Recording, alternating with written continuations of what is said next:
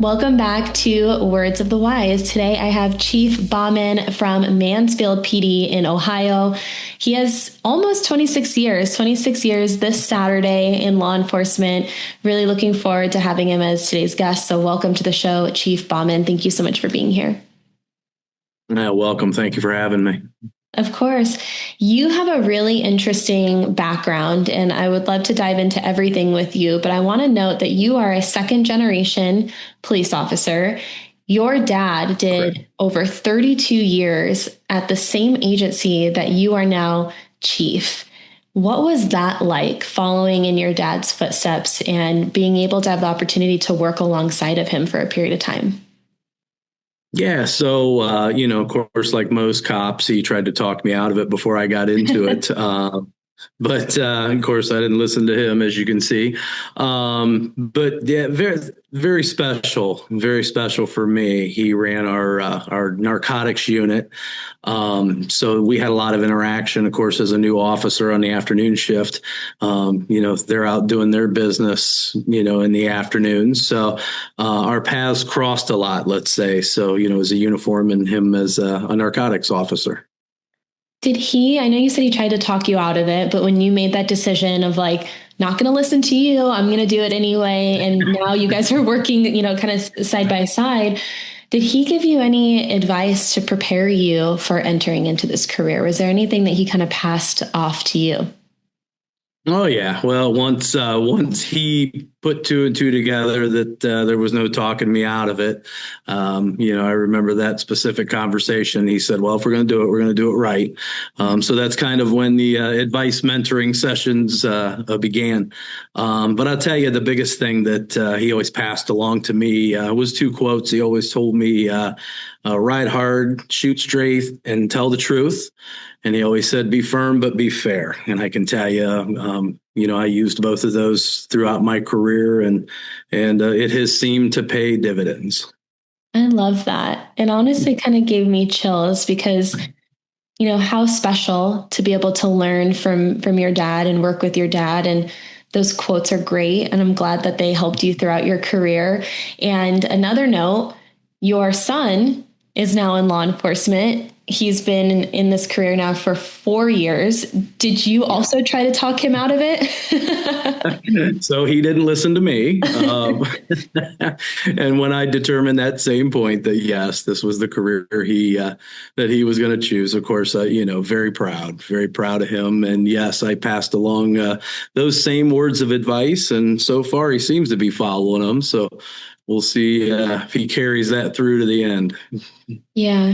So you were able to use those same words of wisdom from your dad and pass them on to your son now. Yes. That's amazing. Any other background that you can share with us, into your almost 26 years? And congratulations, by the way. We're only a few days away from officially being in this career for 26 years. But any other highlights that you want to share with us that, you experienced throughout your career? No, I've been fortunate. Mansfield Police Department is what we call a mid-sized department. We're about 102 officers. The community is used to primarily be industrious, like most industrial cities. Through the 80s and 90s, we lost that. So I refer to us as a blue collar police department. We're pretty active. Of course, when business leaves, the criminal element still stays. So Mansfield police officers, they work an 8-hour shift and they're 8 hours. With that comes, the opportunities throughout the department. We have a lot of specialized units. So, I was able throughout my career to take advantage of some of these specialized units. I was on our SWAT team for about 6-7 years. As I moved up through the ranks, I was in our traffic division for a second. And I will say I was forced there by, I was low man. But in the end, these are these opportunities that today I'm glad that occurred because, things that I wouldn't have normally learned or, used.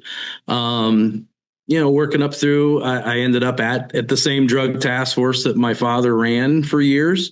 And now as chief of police, I'm the project director for, it's called the Metrich Drug Task Force. It's a 10 county drug task force. So I am the project director for all 10 counties. So I do joke with him that I did beat him in that aspect. I overachieved him there. That's our competitive nature. I was going to say, I'm like, you guys aren't competitive at all. Always looking for a way to one up each other. And that hasn't changed with the next generation. I'm sure not. I'm sure your son is going to come up the ranks too and be like, gotcha. He already is. I love that. I know that you told me that you never wanted to be a supervisor, and now here you are, chief of police. What made you change your mind? I could tell you, I was a night watch officer in patrol for about 14 years. And, like everybody, you hit kind of that burnout streak. And I'll tell you, just one night I was sitting in the parking lot hating life. You kind of ponder, what at 14 years, that meant I still had 11 to go, and I guess basically in the rearview mirror had kind of a gut check. They were gonna sergeant's test, and I thought, what the heck, I'll sign up, and scored second and got promoted to sergeant.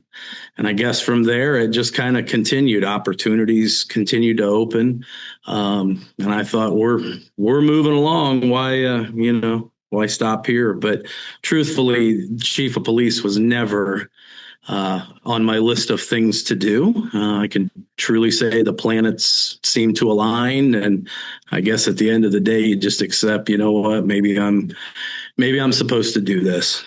Yeah. I'm also curious, do you think, because I have experienced this in my life, where if I don't have like some goal or something on the horizon for myself, and I'm kind of just stuck in the day-to-day grind of what I'm doing, that for me was always when I was the most unhappy and burned out. And I was questioning all of my life choices of like, why am I here? What am I doing? Do you think that it is important in this, in the law enforcement career, to have goals and advancement opportunities or something on the horizon to give you different perspectives, or to kind of try to reduce that risk of burnout and keep you kind of moving in that forward trajectory? Do you think that that's important? I do, absolutely. And with me, I guess it maybe so much wasn't in the form of goals. And I kind of stress to a lot of, you get that mid career guys, that 10, 15 years, it seems like everybody kind of hits about that same wall. Yeah. And what I tell them is that you need to reinvent yourself, whatever that is. You can only ride around a patrol car so long doing the same thing every day. If that means bidding to a specialized unit, or, maybe within that shift, create some different goals. Maybe you're going to go chase, different kinds of crime, but somehow, reinvent yourself, that keeps you moving forward and fresh. Yeah. Yeah. I like that. I think it's also like, because I know a lot of people who enter into this career, it's because they don't want the monotony of like the same thing every day, right? They like the excitement of not knowing what's going to happen when you enter into that shift. And so having different things to kind of shake it up a little bit, so you don't feel like it's just like Groundhog's Day. It's the same thing every single day. Yeah. I know that you were brought up in an environment where wellness really wasn't talked about. It really wasn't a thing. And you didn't really have any wellness resources. And I know we talked about this offline. It was like, that just was not a part of, the culture at that time. Yeah. How did you develop the mindset that was open to wellness and open to change? Yeah.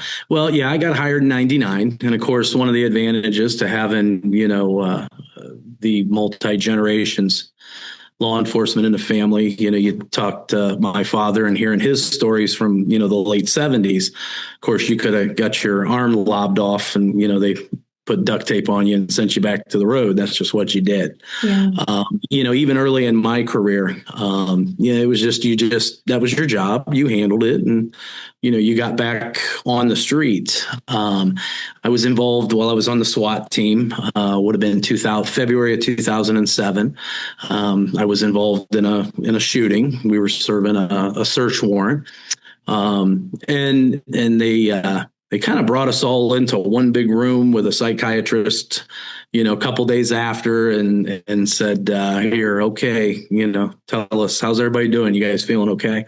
Now, I don't know if you know much about SWAT guys, but cops are pretty type A. SWAT guys are worse, and even if anybody in that room was having any issues or anything they wanted to talk about, that surely wasn't the environment for that to happen. But again, that was just how the times were, and we went on about our business. But as I've moved up through the ranks, start supervising more people. Of course, you start getting, younger officers in the division.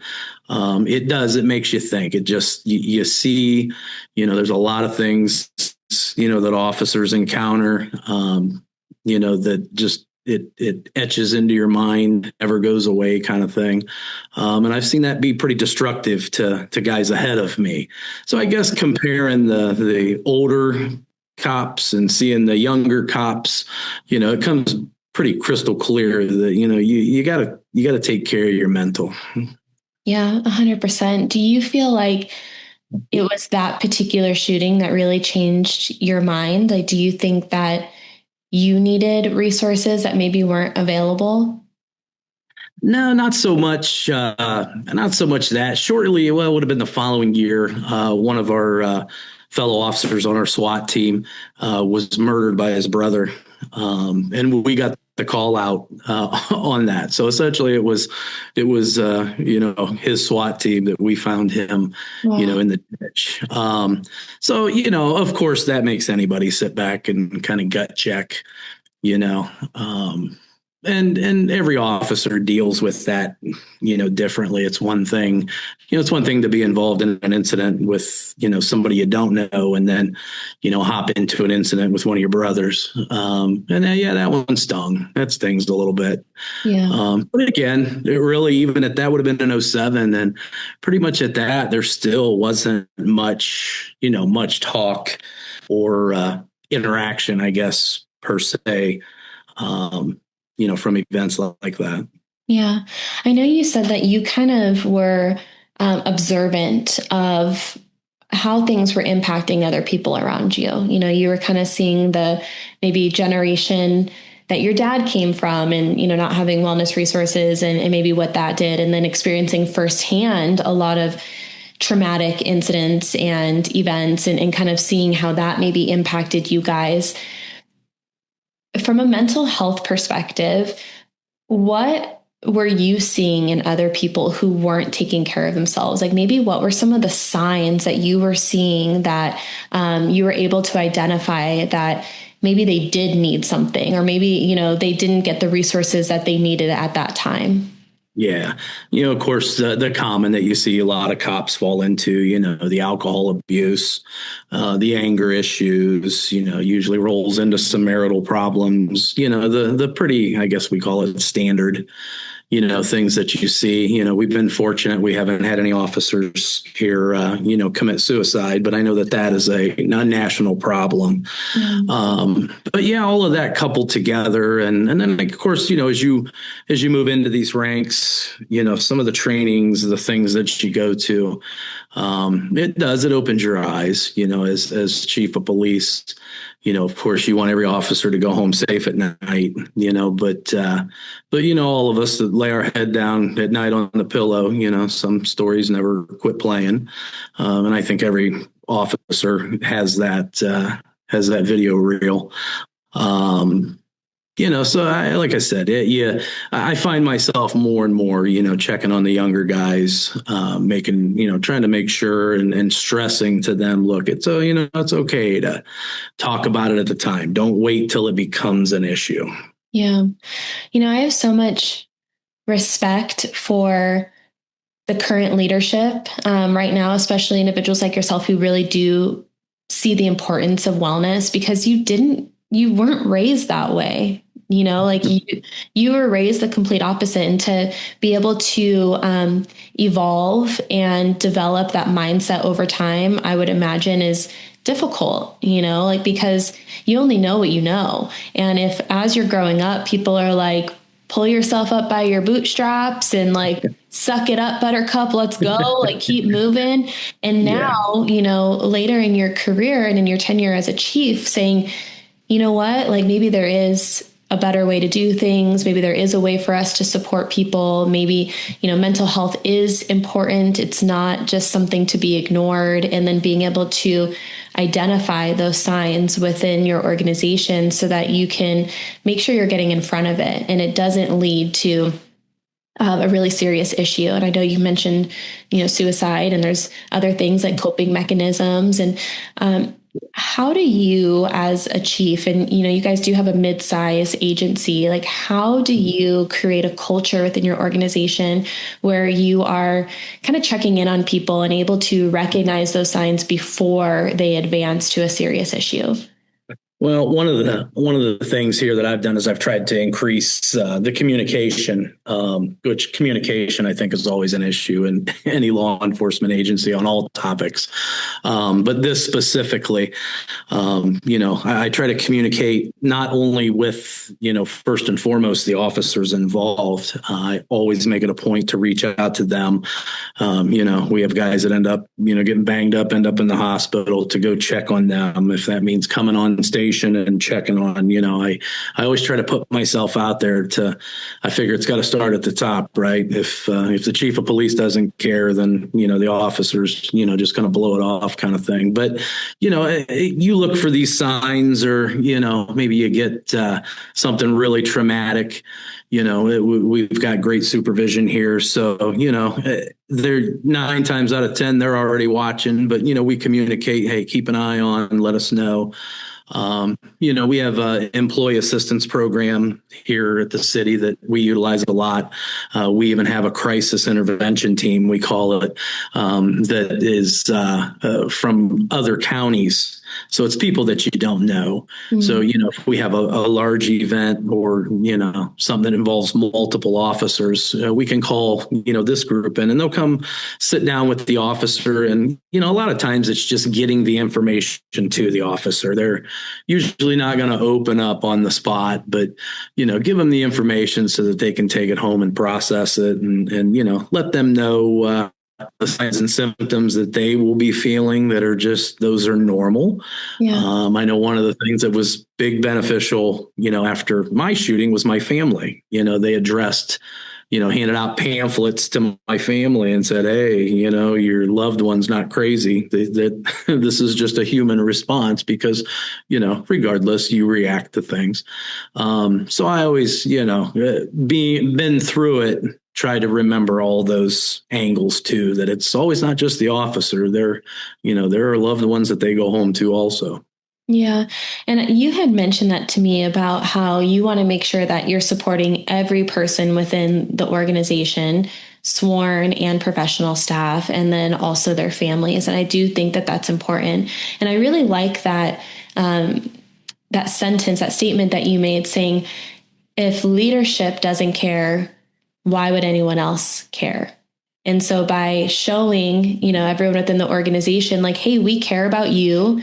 We care about, you on the job, but we also care about your home life and your family life. And we're going to show you that we are prioritizing these things, because I think you're right. It's like, if I had someone tell me like, hey, this is important, but then like, I knew it wasn't actually important to them, I think I would have that question mark too. I'd be like, wait, like, why should I care if you don't care? I'm not going to follow you if you don't care.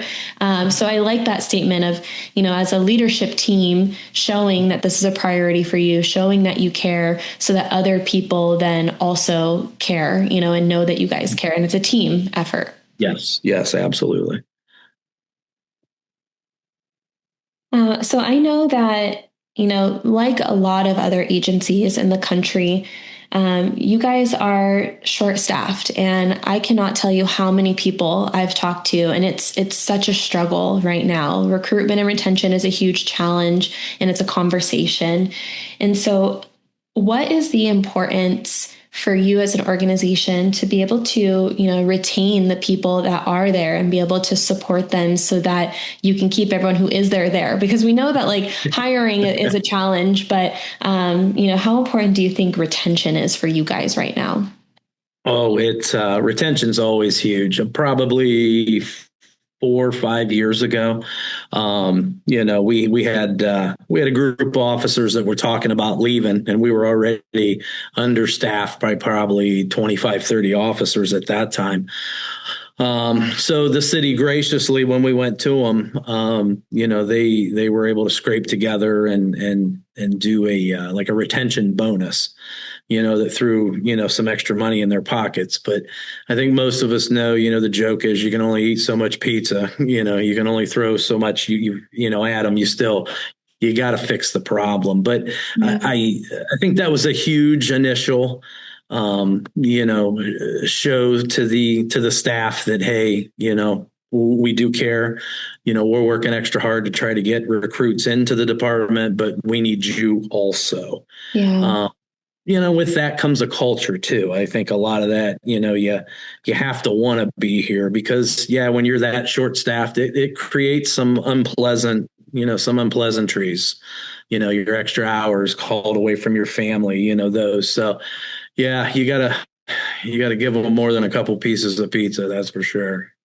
Well, I think everyone wants to feel valued and supported, and I've never met anyone, it doesn't matter what line of work you're in, that wants to go through life feeling like they're not valued for the work that they do. Yes. And Correct. so Yep. by being able to put in certain initiatives and have those conversations for you to like look at them and say, hey, we're going to do everything that we can to keep you here because we value you. We value the work that you do. We want you to be here. And I think it goes back to what you said is culture, the culture of caring for your people. And it sounds like that's something that's a priority for you. Do you also think that having wellness initiatives and resources helps with retention? Do you see like a direct correlation with that, or maybe what some of the younger people coming into this profession are looking for? Mm-hmm, absolutely. So, one of the biggest things that I was able to do here probably 2 years ago, I was able to get the city to throw me about $50,000-$60,000, and we completely redid our workout facilities. And I went as far as spent a little extra money, putting up some cool lighted signs and some neon, just to make it kind of pimp it out a little bit, with some fresh new equipment. And I've seen an increase, in officers, utilizing those facilities now. But yes, there is something to, and I don't mean you got to be Arnold Schwarzenegger, but, getting in there and doing something physical, I think that does a lot for your psyche, as well as, shows the staff again, hey, we want you to have the best. Something as simple as we did a complete remodel of the locker rooms, put all new lockers in. Those lockers were from 1976, so you can imagine what that looked like and smelled like. So we freshened everything, everything up for them, gave them new style lockers, and again, it's as I'm could say, you gotta. They just got to know that you care. Yeah, that's literally what I was writing down, is that you're showing that you care.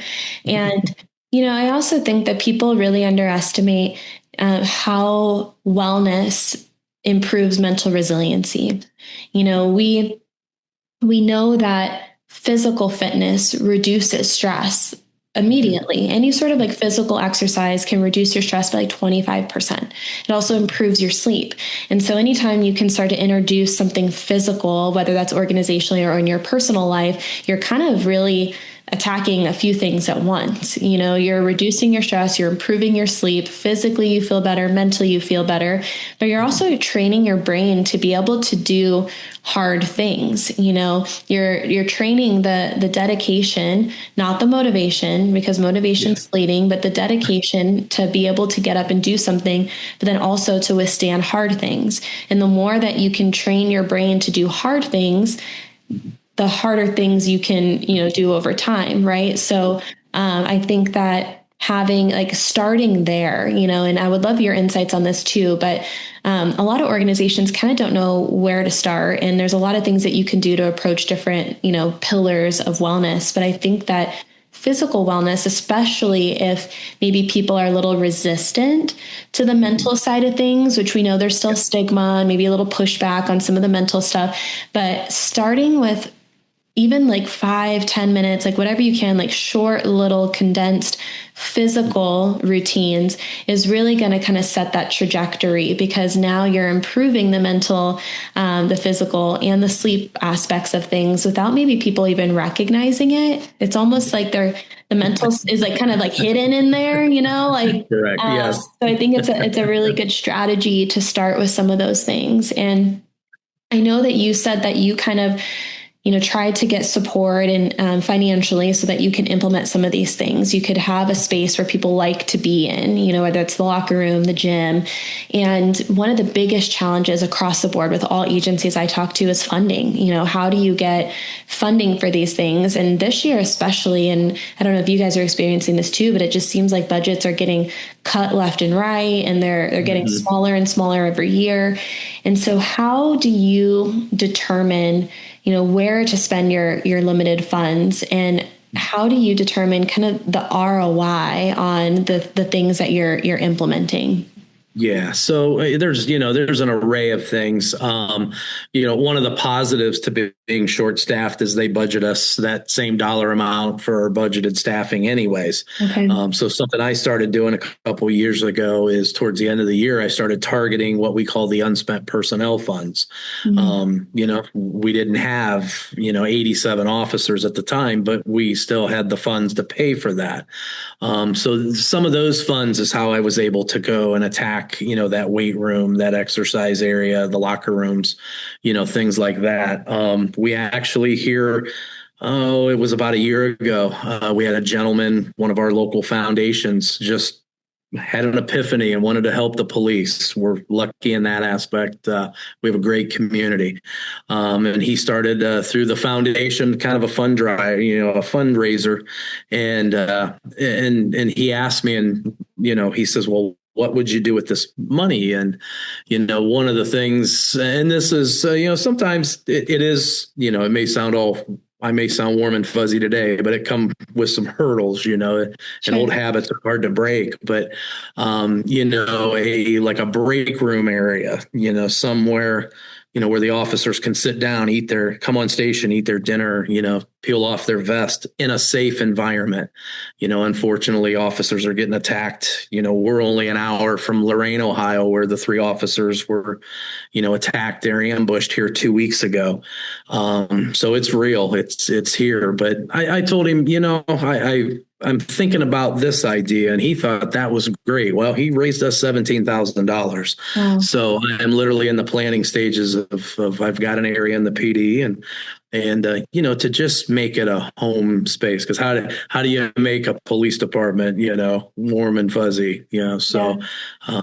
Our goal is to get that. So it's a constant. You're constantly looking for funding. Because on top of that, you're trying to buy equipment and cars, and juggle that on. So yeah, that's why I don't sleep at night. Well, I think it's a really good mindset to have too, of like ever evolving. And how can you think outside the box? Because maybe that isn't something that people would even think about. How can we create a safe space for them to eat? How can we, do this? How can we do that? And I think the more open your mindset is, and the more questions we ask of like, how can we do this better? Or is there a different way of doing this or that? Or would this improve the quality of life? Like, would this create more of a home environment within the organization where people don't hate coming to work? Maybe they're a little bit happier. I never say like they're happy, but happier, to come in and be here.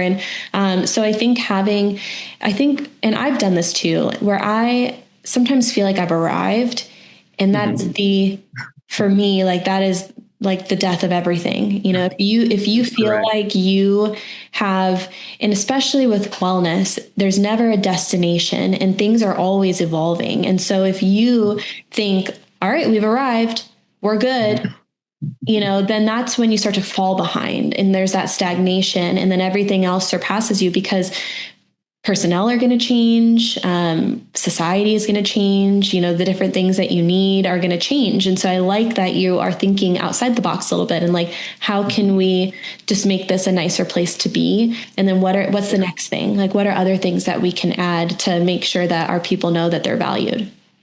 Yeah, correct. My final question for you. What words of wisdom would you share with someone who's earlier in their career? You know, maybe something that you wish you knew earlier or something that you've learned along the way.